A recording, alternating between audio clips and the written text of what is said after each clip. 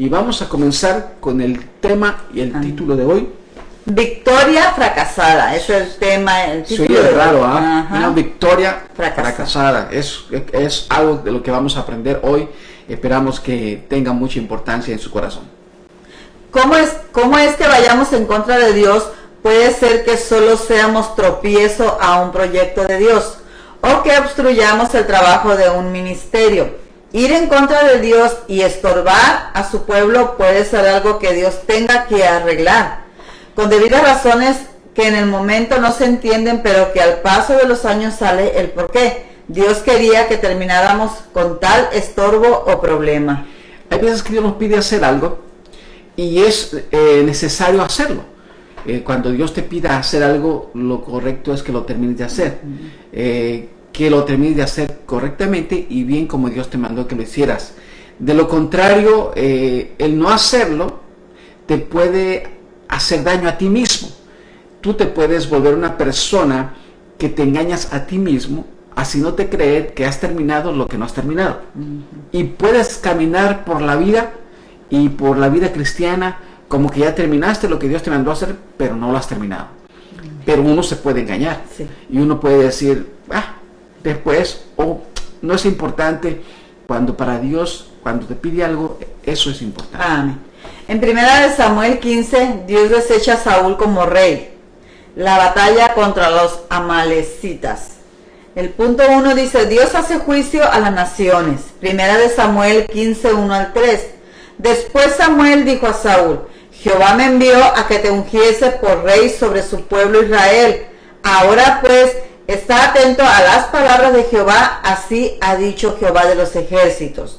Yo castigaré lo que hizo Amalec a Israel al oponérsele en el camino cuando subía de Egipto. Ve pues y hiere a Amalec y destruye todo lo que tiene, y no te apiades de él. Mata a hombres, mujeres, niños y aún los de pecho, vacas, ovejas, camellos y asnos. Eso es algo que Dios le pide precisamente a Saúl, y podríamos pensar que eso es algo muy cruel, pero en aquellos tiempos era muy necesario. ¿Por qué?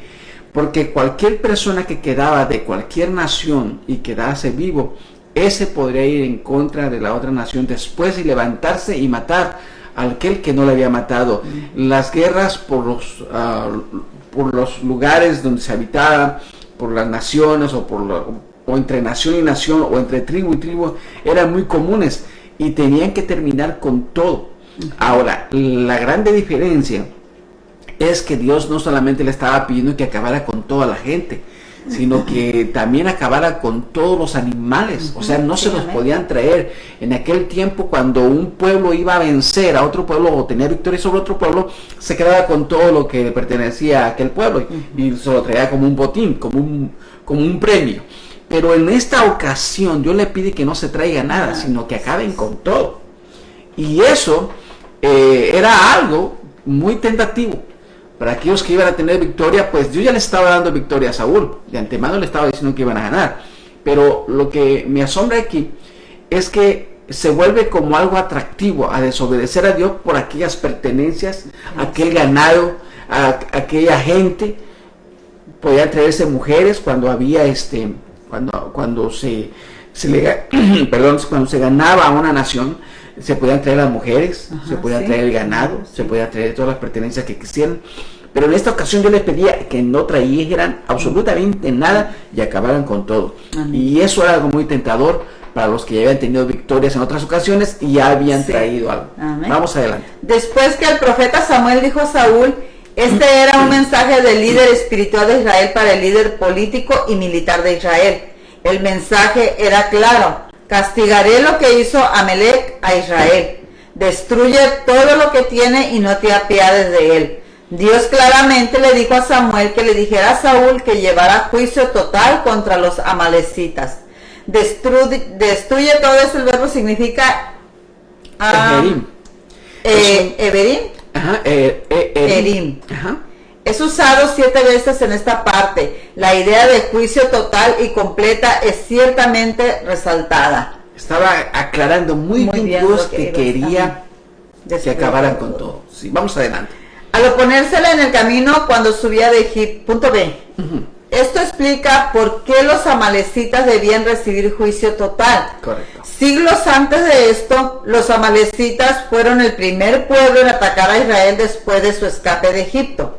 En Éxodo 17, 14 al 16. Y Jehová dijo a Moisés: escribe esto para memoria en un libro, y di a Josué que raeré de toda la memoria de Amalec de debajo del cielo. Y Moisés... Quiero hablar antes de que se me olvide esto. Los amalecitas atacaron a Israel cuando iba saliendo de Egipto. Sí. Apenas iba saliendo de Egipto. No armas, no tenían alimentos, no tenían...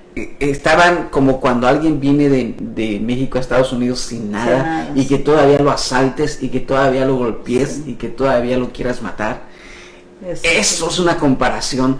Eso es a lo que se refiere precisamente en estos primeros versículos, donde dice que se les ocurrió atacar a Israel cuando estaba tan débil. Indefensos. Y no indefensos de Dios, pero indefensos en sus fuerzas, en su capacidad, en su armamento. Estaban indefensos y ahí se les ocurrió abusar. Entonces ese era el detallito que había guardado Dios. Vamos ahora, si lo puede repetir de nuevo nuevamente. Ok, Éxodo 17, 14 al 16. Amén. Y Jehová dijo a Moisés: escribe esto para memoria en un libro, y di a Josué que raeré de toda la memoria de Amalec de debajo del cielo. Y Moisés edificó un altar y llamó su nombre Jehová Nisi. Y dijo: por cuanto la mano de Amalec se levantó contra el trono de Jehová, Jehová tendrá guerra con Amalec de generación en generación. Mire qué grandes cosas aquí. No me quiero detener mucho aquí porque la lección es grande. Pero mire, está hablando Dios a Moisés. Y acá quien va a tomar venganza es Saúl. 400 años después. Esto me habla a mí mucho de que como Dios tiene su tiempo para cada quien y para cada asunto. Y en este caso le está diciendo a Moisés lo que va a suceder con Amalec. Aunque él no va a ser el que va a tomar la venganza, va a ser Dios a través de Saúl. Pero otra de las cosas que veo que dice: y dijo, por cuanto la mano de Amalec se levantó contra el trono de Jehová. ¿Qué quiere decir esto? Lo que quiere decir es que la orden de salir de Egipto salió del cielo, desde el trono de Dios. De allá salió la orden de que Israel iba a salir de Egipto. Y resulta que a Amalec se le ocurre ir en contra del plan de Dios, obstruirlo, deshacerlo. ¿Quién más podía motivar este asunto en la cabeza y en la mente de los corazones de los amalecitas? Pues Satanás, ¿sí? ¿Quién quiere ir contra las cosas que se planean en el trono de Dios? Satanás. Entonces se le ocurre ir contra lo que había salido del trono de Dios, una orden que se iba a ejecutar, y contra esa orden se estaba yendo directamente. No estaban yendo solamente contra Israel, no solamente estaban yendo contra una tribu que andaba por el desierto, estaban saliendo contra el plan de Dios.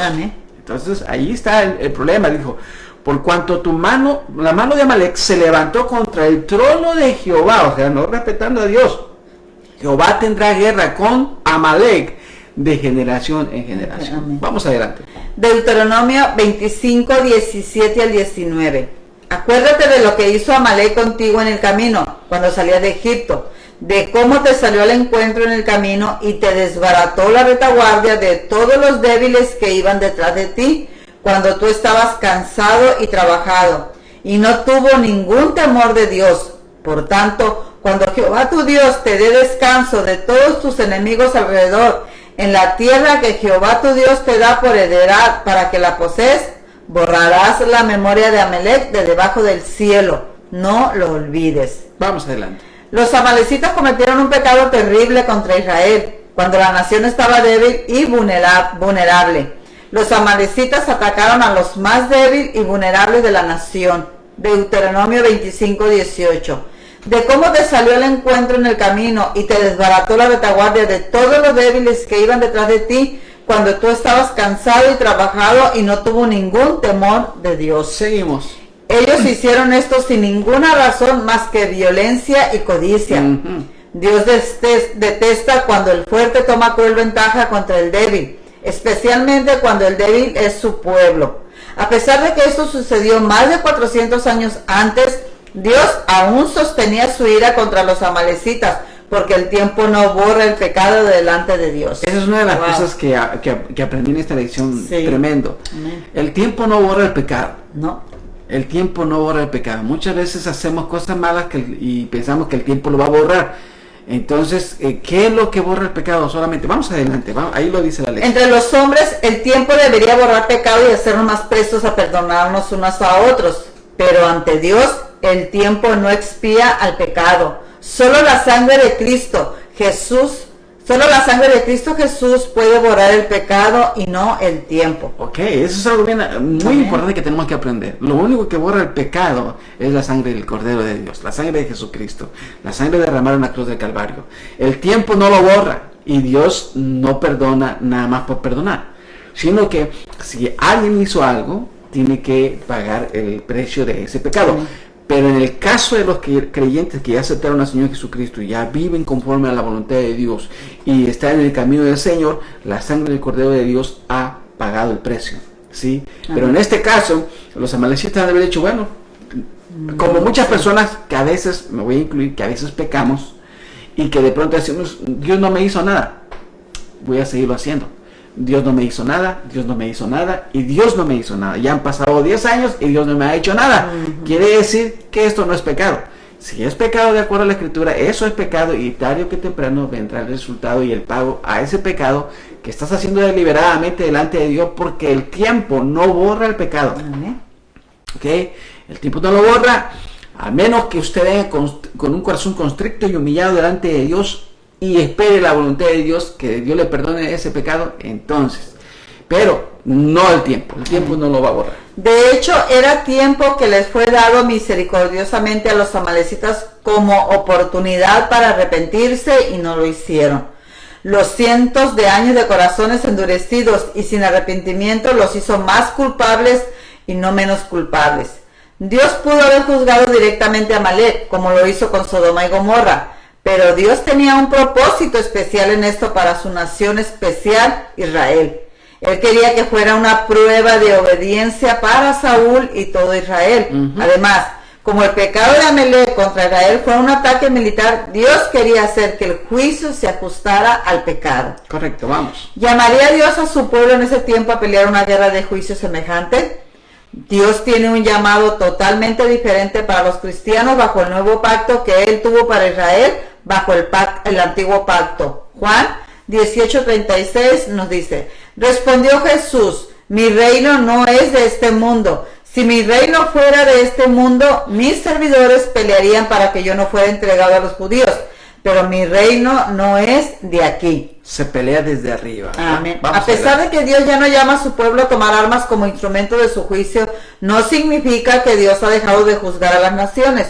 Desde tiempos antiguos, Dios se encarga de las naciones. Nínive estuvo ahí, Babilonia estuvo ahí, Grecia y Roma estuvieron ahí, España y Francia estuvieron ahí, y Gran Bretaña está justo ahí hoy. Sí, y ahora las naciones. Amén. Ahora estamos por ahí pasando por este juicio, ¿no? Vamos adelante. El segundo punto dice, Dios usa a su pueblo para juicio. Primera de Samuel 15, 4 al 6. Saúl pues convocó al pueblo y les pasó revista en Telaim, 200,000 de a pie y 10,000 hombres de Judá. Y viniendo Saúl a la ciudad de Amalec, puso emboscada en el valle. Y dijo Saúl a los ceneos, idos, apartaos y salid entre los de Amalec, para que no os destruya juntamente con ellos, porque vosotros mostrasteis misericordia a todos los hijos de Israel cuando subían de Egipto, y se apartaron de los ceneos de entre los hijos de Amalec. Saúl se prepara para el ataque contra los amalecitas. Saúl pues convocó al pueblo y les pasó revista, y dijo Saúl a los ceneos, id y apartaos.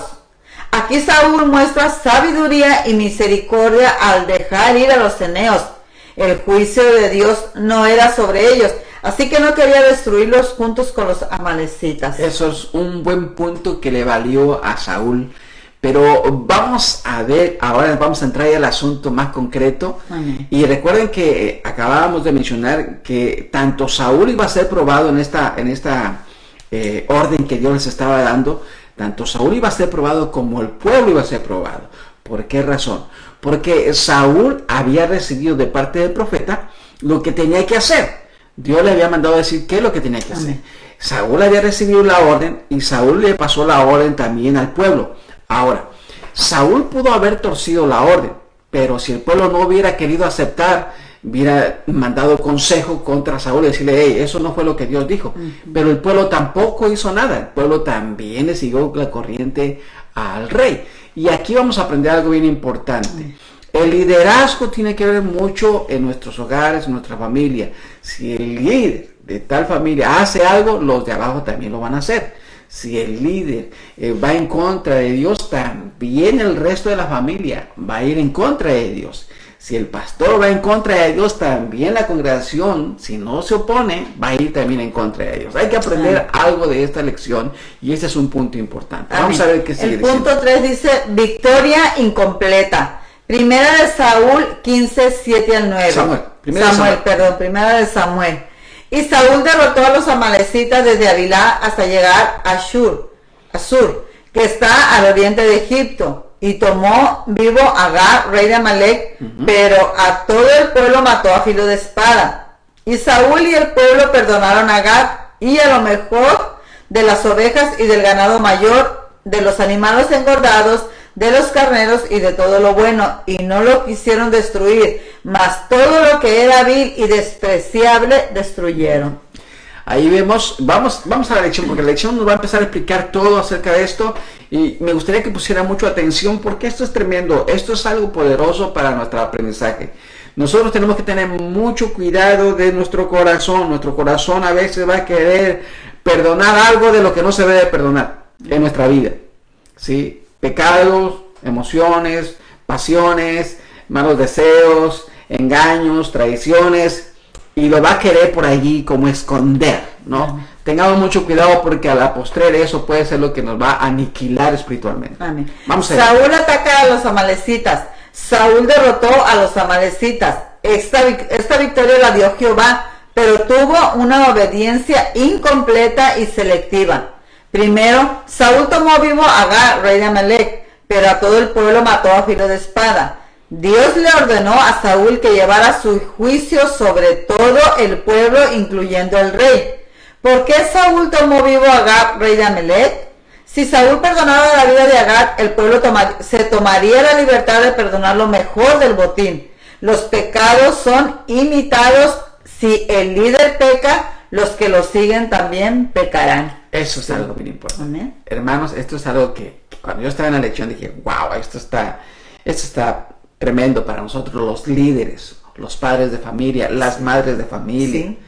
Si todo congregante sepa que el que viene detrás de él le está imitando. Sí, amén. Y si el líder hace algo que no está bien, el que viene atrás también lo va a hacer. Si la mamá hace algo que no está bien, los hijos también lo harán. Si el papá hace algo que no está bien, los hijos también lo harán. ¿Okay? Así que tengamos en plena conciencia de que hemos escuchado esto hoy, para que nosotros tengamos mucho cuidado. Amén. Vamos adelante. Dios ordenó claramente en 1 Samuel 15:3, ve pues y hiere a Amalec y destruye todo lo que tiene y no te apiades de él. Mata a hombres, mujeres, niños y aún los de pecho, vacas, ovejas, camellos y asnos. Todo lo que era vil y despreciable destruyeron. Tal vez esto fue lo peor de todo, porque Israel no mostró el corazón de Dios en el juicio. La obediencia parcial es desobediencia total. Ahí estamos, tengamos mucho cuidado con eso. Amén. La desobediencia parcial en realidad es una desobediencia total. Vamos adelante. Saúl y sus hombres obedecieron en lo que les convino, es decir, no obedecieron a Dios en absoluto, sino a sus propias inclinaciones, tanto al perdonar lo bueno como al destruir lo que era vil. Lo que no era digno de llevarse fue destruido.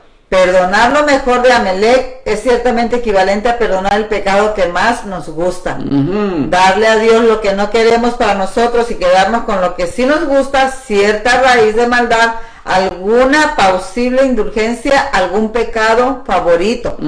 Para nosotros, Agar representa esta tendencia malvada que existe en todos nosotros para autogratificación. Y Sí. perdonar, Agar, es ser misericordiosos con nosotros mismos. En nuestra maldad. Amén. Ujú. Exonerar, excusar nuestras fallas y tolerar el pecado que nos asedia. Eso es algo que nosotros no deberíamos permitirnos a nosotros mismos. Sí, amén. Estamos hablando de que nosotros no somos los que nos permitimos ser malos y pensando que no nos va a hacer nada Dios, o no hay juicio para nosotros, o eso no alcanza juicio, o que de todas maneras el Señor no va a rescatar. Tantas cosas que nos pasan por la cabeza. Deberíamos de pensar que todo esto trae consecuencias, especialmente que a nosotros mismos nos va perjudicando. Ahorita vamos a ver, esto a mí la lección lo va a decir, nos vamos a dar cuenta que todo esto nos ciega, nos enceguece. Espiritualmente nos nubla la vista espiritual y no podemos ver más ni podemos entender las cosas, porque el pecado, las fallas, nuestras autoindulgencias, nos autoperdonamos, todo eso va cauterizando nuestra conciencia y nos vamos haciendo nulos o no aptos o torpes para distinguir lo bueno y lo malo, y nosotros mismos caminamos hacia lo malo porque nosotros mismos nos vamos dirigiendo equivocadamente, erradamente, a ciegas vamos ya, porque nuestro entendimiento espiritual se estropeó. Ajá. Lo estropeamos con nuestra rebeldía, con nuestras propias mentiras, con nuestro propio permiso de pecar. Nosotros mismos nos damos permiso y nosotros mismos nos perdonamos y nosotros mismos nos decimos que no está tan malo el asunto y que hay que tener mucho cuidado con todo eso. Vamos hacia adelante. Esto nos llevará a la desgracia espiritual. Es como si David hubiera perdonado la vida a Goliat. Ahí está un ejemplo. Es como si David hubiera perdonado la vida a Goliat. Sí, que le hubiera dicho, sabes que te iba a mochar la cabeza, pero siempre no, levántate, vea, te sobo donde te pegó la piedra y levántate. ¿Qué hubiera hecho Goliat en ese instante? Lo hubiera agarrado y lo hubiera triturado y lo hubiera hecho pedazos. ¿Sí? Entonces, así es cuando nosotros mismos dejamos que las cosas malas sigan en nosotros, que nosotros mismos le permitamos que se mantengan vivas en nosotros las cosas malas. Tarde o temprano esas cosas malas, si no las derribamos, si no las terminamos, nos van a aniquilar a nosotros. Amén. Vamos adelante. Punto 4. El que desobedece es desechado. Primera de Samuel 15, 10 al 11. Y vino palabra de Jehová a Samuel diciendo, me pesa haber puesto por rey a Saúl, porque se ha vuelto de en pos de mí y no ha cumplido mis palabras.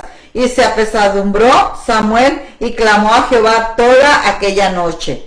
El mensaje de Dios para Samuel: me pesa haber puesto por rey a Saúl. Saúl eventualmente tomó su propio camino en desobediencia. Dios conocía el corazón, los caminos y el destino de Saúl desde el principio. Dios ya había buscado un varón conforme a su corazón.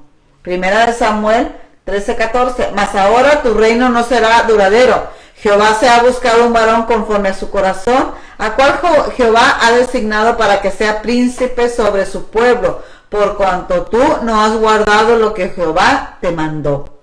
Todo está programado en el plan de Dios. Nosotros somos los que por voluntad propia nos salimos del plan de Dios o entramos al plan de Dios. No es Dios el que se encarga de cortar y todo eso, es nosotros mismos, nuestra conducta. La conducta de Saúl lo llevó a ir en contra de Dios. Sus propias decisiones, sus propios pensamientos, sus propios deseos, su propia arrogancia lo llevó a que fuera en contra de Dios. Y él mismo cargó con las consecuencias. Así sucede con nosotros. Si nosotros mismos no vigilamos nuestra conducta delante de Dios, somos nosotros mismos los que nos vamos apartando de Dios. Y al final hasta vamos en contra de Dios. Amén. Nos oponemos a lo que Dios quiere porque queremos que sea nuestro plan. No el plan de Dios, queremos que sea nuestro plan. Cuidado con eso. Y se apesadumbró Samuel y clamó a Jehová toda aquella noche. Samuel tenía el corazón de Dios, le dolió a Dios desechar a Saúl y le dolió a su profeta haberlo rechazado. Estamos cerca del corazón de Dios cuando las cosas que lo afligen nos afligen y las cosas que le agradan nos agradan. Cuando nosotros estamos cerca del corazón de Dios, eso sucede cuando nosotros nos duele algo que está mal. Cuando lo que a Dios le aflige, a nosotros nos aflige, es que estamos cerca del corazón de Dios. Cuando a nosotros ya no nos aflige lo que a Dios le aflige, entonces estamos lejos. estamos lejos. Cuando hay cosas que le agradan a Dios, a nosotros nos agradan, estamos cerca del corazón de Dios. Cuando las cosas que le agradan a Dios no nos agradan a nosotros, estamos lejos del corazón de Dios. Sí. Vamos adelante. El punto 5 dice, Dios ajusta cuentas. Primera de Samuel 15, 12 al 13. Madrugó luego Samuel para ir a encontrar a Saúl por la mañana, y fue dado aviso a Samuel diciendo, Saúl ha venido a Carmel, y he aquí se levantó un monumento y dio la vuelta, y pasó delante y descendió a Gilgal. Vino pues Samuel a Saúl, y Saúl le dijo, bendito seas tú de Jehová, yo he cumplido la palabra de Jehová. Saúl saluda a Samuel. Samuel venía para disciplinar al desobediente rey. He aquí, se levantó un monumento. Saúl no estaba afligido por su pecado. Saúl estaba bastante complacido consigo mismo. No hay ni la más mínima pizca de culpa ni vergüenza en Saúl, a pesar de que había desobedecido directamente a Jehová. En los próximos capítulos, Dios levantaría a otro hombre para reemplazar a Saúl, David. Diferencia de Saúl, era conocido como un hombre conforme al corazón de Dios. A pesar de que David también desobedecería a Dios, la diferencia entre él y Saúl era enorme. David sintió la culpa y la vergüenza que uno debe sentir cuando peca. Saúl no la sintió. Correcto. Su conciencia estaba muerta a la vergüenza y su corazón estaba muerto a Dios. El corazón de Saúl estaba tan muerto que podía desobedecer directamente a Dios y todavía levantarse un monumento en la ocasión. Sí. Es como cuando el desobediente cristiano todavía hace alarde de su maldad, pecado, desobediencia y se burla de los que sí obedecen. Ese es un monumento. Sí. Imagínese usted o yo que empezamos a desobedecer a Dios y todavía nos reímos de los que sí obedecen a Dios. Sí. Todavía nos podemos a reír de los legalistas o fanáticos o aquellos que están allí en el templo todavía nos burlamos de ellos, todavía hacemos mofa de ellos y nosotros nos orgullecemos de nuestro pecado, nos orgullecemos de que ya andamos tomando, o fumando, peleando, ya en los bailes, todo eso. Mire, este alarde es un monumento a nuestra arrogancia, a nuestra rebeldía. Y ya no hay pizca, como dice ahí, ni pizca hay de arrepentimiento, sí, ni de dolor por el pecado. Vamos adelante. He aquí y se levantó un monumento. Esto también muestra que Saúl no era el mismo hombre humilde que alguna vez tuvo una opinión humilde de sí mismo y que alguna vez se escondió entre el bajaje por timidez. Los años, las victorias militares y el prestigio del trono de David revelaron el orgullo en el corazón de Saúl. Pero la verdad es que él era celoso de su propio honor e interés, pero tibio donde Dios únicamente se interesaba. Saúl puede ir con el profeta de Dios con tal osadía, jactándose de su obediencia debido a su orgullo. Saúl se estaba engañando a sí mismo. Probablemente realmente creía lo que había dicho Samuel. Probablemente creía, yo he cumplido la palabra de Jehová. El orgullo siempre nos lleva al autoengaño. Sí. Sí, yo estoy obedeciendo a Dios, pero en realidad estamos obedeciendo a Dios. Eso es un cierto orgullo que hay en nosotros como cristianos, es decir, yo lo estoy obedeciendo, aunque haya muchas cosas que ni siquiera estamos obedeciendo. Y este orgullo nos ciega y nos engaña. O sea que nos autoengañamos a nosotros mismos, haciéndonos creer a nosotros mismos que sí estamos obedeciendo a Dios cuando no lo estamos haciendo. Vamos adelante. En primera, dice el punto 6, el orgullo y desobediencia ciegan. Primera de Samuel 15, 14 al 16. Samuel entonces dijo, pues qué balido de ovejas y bramido de vacas es este que yo oigo con mis oídos. Y Saúl respondió, de Amelec los han traído, porque el pueblo perdonó lo mejor de las ovejas y de las vacas para sacrificarlas a Jehová tu Dios, pero lo demás lo destruimos. Entonces dijo Samuel a Saúl, déjame declararte lo que Jehová me ha dicho esta noche. Y él le respondió, di. Saúl explica su pecado a Samuel. El ganado que Dios claramente había ordenado destruir podía ser oído, visto y olido al mismo tiempo que Saúl decía, yo he cumplido la palabra de Jehová. El orgullo y la desobediencia. Allí está el testimonio de la desobediencia. El testimonio de la desobediencia estaba bramando, estaba apestando. Sí. ¿Sí? El escándalo del ganado estaba ahí, o sea, las pruebas de la desobediencia allí estaban, pero ellos todavía se orgullecían de eso. Amén. Pero otra de las cosas, bueno, la lección lo va a decir, pero otra de las cosas es que encontrándole la salida para poder discutir con el profeta, dice, se lo vamos a ofrecer en ofrenda a Jehová. Dios no le había pedido ofrenda. No.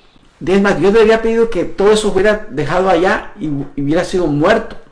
No lo tenían que haber traído, pero ellos lo querían traer. Sí. Ellos querían, voy a decir, la parte que un ejército militar en aquellos tiempos hacía, es que hacían un desfile donde se engrandecían ellos de la victoria que habían tenido. Dios no les había pedido que se engrandecieran con esa victoria, pero ellos lo quisieron hacer. ¿Sí? Ellos lo quisieron hacer. En aquellos tiempos el ejército marchaba por el medio del pueblo, siempre trayendo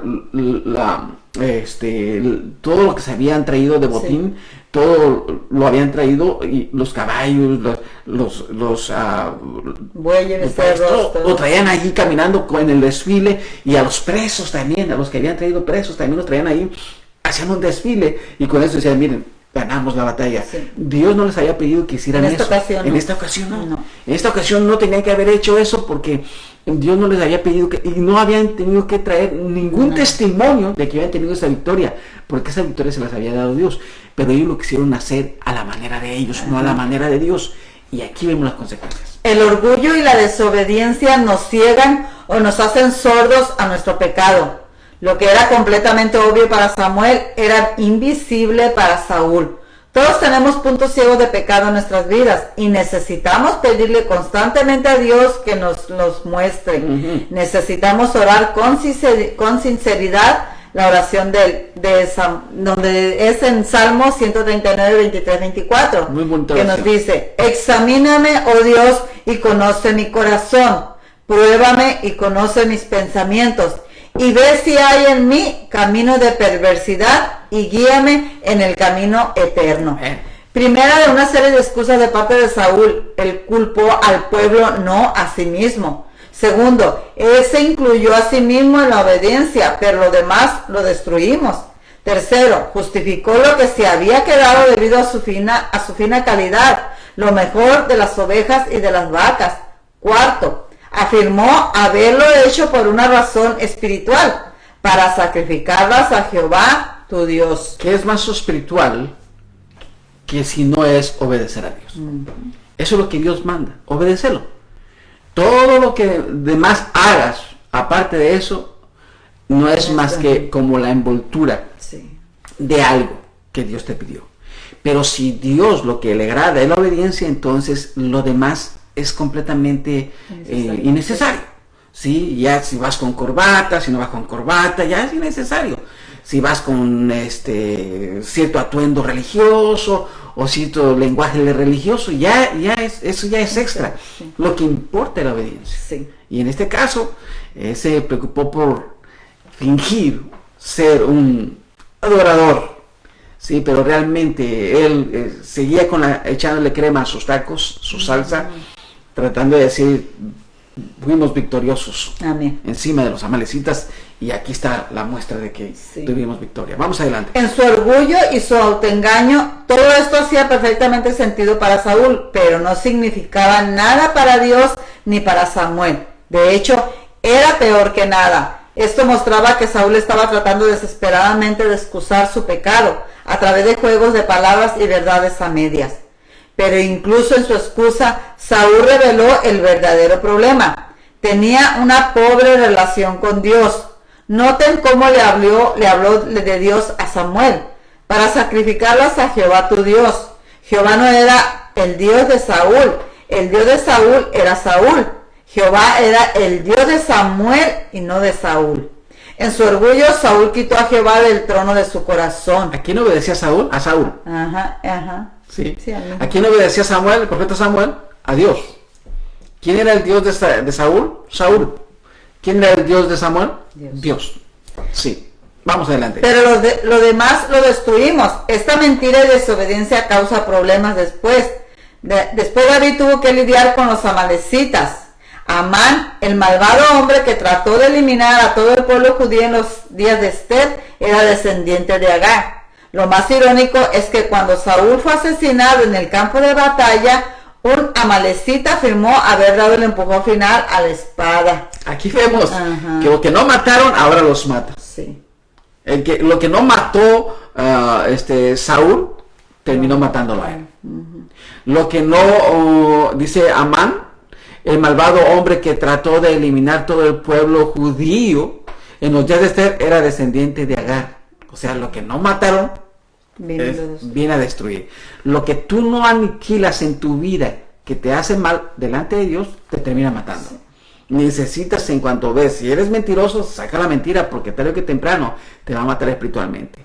Si eres egoísta, igual. Si eres corajudo, igual. Si eres maldiciente, igual. Todo lo que no saques de tu vida te va a terminar matando espiritualmente. Amén. Sácalo antes de que crezca y te mate.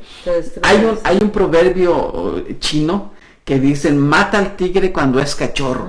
Sí, así es un proverbio chino. Mata al tigre cuando es cachorro, porque cuando ya esté grande ya no lo vas a poder matar. Eso nos hace una enseñanza a nosotros de: mata ese problema ahorita que lo puedes arrancar, después te va a matar. Vamos adelante. Ok, dice: cuando no obedecemos a Dios totalmente, la porción sobrante ciertamente volverá para causarnos problemas, si no es que nos mata. Así es. Las consecuencias: Saúl es desechado como rey. Primera de Samuel 15, 17 al 21. Y dijo Samuel: aunque eras pequeño en tus propios ojos, no has sido hecho jefe de las tribus de Israel, y Jehová te ha ungido por rey sobre Israel. Y Jehová te envió en misión y dijo: ve, destruye a los pecadores de Amalec y hales guerra hasta que los acabes. ¿Por qué pues no has oído la voz de Jehová, sino que vuelto el botín has hecho lo malo entre los ojos de Jehová? Y Saúl respondió a Samuel: antes bien he obedecido la voz de Jehová y fui a la misión que Jehová me envió, y he traído a Agag, rey de Amalec, y he destruido a los amalecitas. Mas el pueblo tomó del botín ovejas, vacas, las primicias del anatema, para ofrecer sacrificio a Jehová tu Dios en Gilgal. La acusación contra Saúl y su débil defensa. Vamos a leer el Salmo 51, 16 al 17. Amén. Dice: ¿Por qué no quieres sacrificio? Porque no quieres sacrificio. Porque no quieres sacrificio que yo lo daría, no quieres holocausto. Los sacrificios de Dios son el espíritu quebrantado, el corazón contrito y humillado, no despreciará tú, oh Dios. Tú, oh Dios. Entonces, lo que el Señor se complace más que en el sacrificio, precisamente es en la obediencia, y precisamente es en la humildad y en el corazón constricto de aquella persona. No en esa arrogancia que estaba mostrando Saúl, que estaba destruyendo su propio testimonio delante de Dios. El profeta trataba de ayudarlo, pero cada vez que trataba de ayudarlo, Saúl más se hundía solo, más sacaba a reducir su grande desobediencia delante de Dios. Cada vez que el profeta quería ayudarle, Saúl se hundía más. Vamos adelante. Debemos de saber que estamos para servir a Dios y obedecerle. Romanos 12:1. Así que, hermanos, os ruego por la misericordia de Dios que presentéis vuestros cuerpos en sacrificio vivo, santo, agradable a Dios, que es vuestro culto racional. ¿Qué aprendemos de esta lección? Amén. ¿Qué aprendemos con todo esto que sucede? Bueno, vamos a ver qué es lo que dice la lección. Que cuando alguien va en contra del pueblo de Dios, tarde que temprano la mano de Dios hace justicia aún a las naciones. Así es. Que aquellos que desobedecen en parte a Dios son desechados. Que el orgullo, el pecado, la avaricia, la falsa adoración ciegan para obedecer a Dios. Amén. ¿Qué podemos poner en práctica de acuerdo a esta lección? Que si Dios nos manda a hacer algo, lo hagamos. Que si Dios nos pide que cortemos algo de raíz, lo hagamos. De lo contrario, eso poco que dejamos nos terminará a nosotros. Que si fallamos, seamos sinceros al arrepentirnos para que no seamos desechados. Y es algo bien importante. Nosotros tenemos que aprender esta lección, puntos grandísimos. El tiempo no borra el pecado, una de las cosas que aprendimos en esta lección. El tiempo no borra el pecado. Lo que borra el pecado es el arrepentimiento y delante de Dios la sangre del Cordero de Dios que quita el pecado del mundo. Otro de los puntos importantes que aprendimos ahí, cuidado con la arrogancia, cuidado con quererle salir adelante a Dios cuando Dios te mandó a hacer algo y no lo obedeciste, mejor regrésate y termínalo. Porque Saúl no lo hizo, pero Samuel tuvo que matar al rey, porque la situación se tenía que completar para que Dios quedara completamente agradado. Así que si Saúl no lo quiso hacer, el profeta lo tuvo que hacer. No era el trabajo del profeta, pero lo tuvo que hacer, porque Saúl no quiso hacer su parte. Así sucederá con muchos de nosotros que no terminamos las cosas que Dios nos mandó a hacer. Alguien vendrá a terminarlas, no porque Dios lo mandó a ellos, nos mandó a nosotros, pero nosotros no lo hicimos y tuvo que mandar a alguien más. Amén. Dice, ¿cómo podemos orar de acuerdo a esta lección? Dios amado, que nuestras vidas no se vuelvan insípidas, llenas de desobediencia y huecos de adoración. Que no haga una locura de pelear a medias obediencias, para no ganar, pero terminar en fracaso ante ti. Que siempre sea un gozo hacer lo que tú nos mandas, que nuestro corazón no se vuelva soberbio ante de ti, para no desecharnos. Amén. Es algo importante, hermano. Queremos que ustedes vean esta lección, habla muy fuerte en nuestras vidas. Es algo que me impactó a mí, que me hizo pensar mucho, y lo que aprendimos: si el líder miente, los que lo siguen mienten. Sí. Si el papá peca, los hijos pecan. ¿Sí? Si la mamá peca, los hijos pecan. Porque van siguiendo el ejemplo del líder, del que va en la cabeza. Entonces, recorrijamos hoy a través de esta lección todo lo que hemos aprendido. Hay muchas cosas que aprendimos hoy y debemos de ponerlas en práctica por nuestro propio bien y para estar bien delante de nuestro Dios. Vamos.